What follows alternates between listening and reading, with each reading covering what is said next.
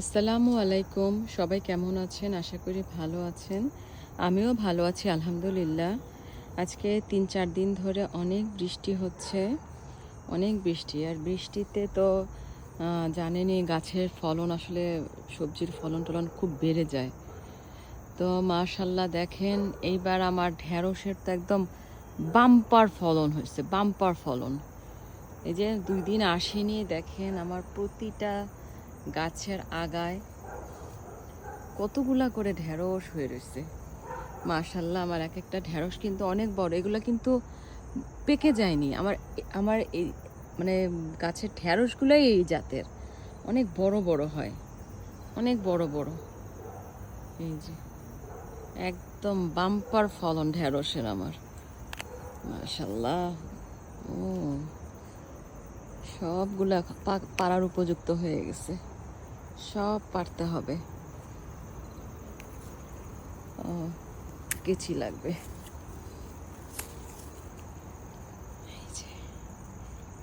দেখেন এটার জাতটাই বড়। এবার এত বাম্পার ফলন হয়েছে ঢেঁড়সের যে ঢেঁড়স পারতে পারতে মানে অস্থির হয়ে গেছে।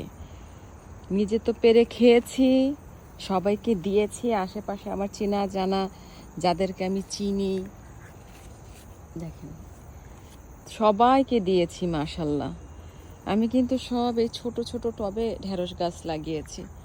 এই যে দেখেন 10 ইঞ্চির একটা টব, 3-4টা করে গাছ। এক ঢেঁড়স কিন্তু অনেক হয়, একটা টবে লাগালে অনেক হয়। এই যে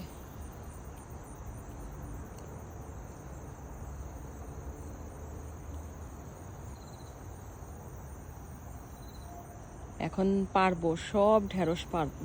কতগুলো পারলাম আপনাদেরকে দেখাবো।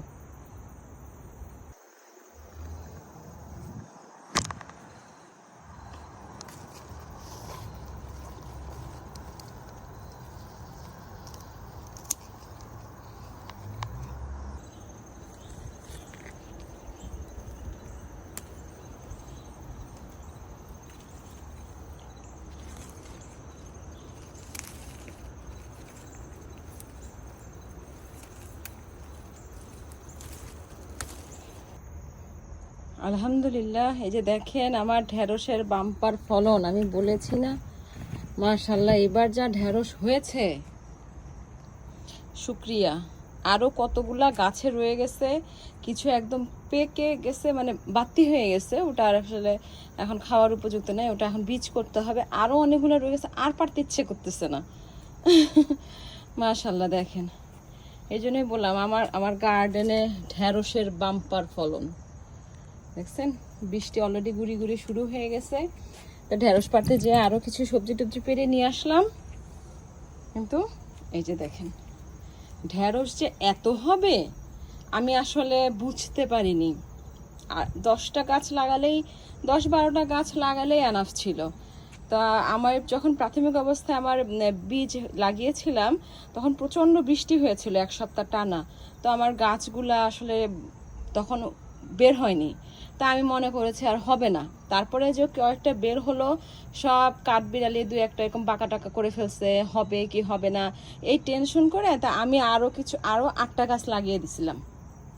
টোটাল আমার হয়ে গেছে প্রায় 20টার মতো গাছ। এই যে 20টার মতো গাছে এত হওয়া হলো, গতবারও ছিল কিন্তু এইরকম হয় নাই।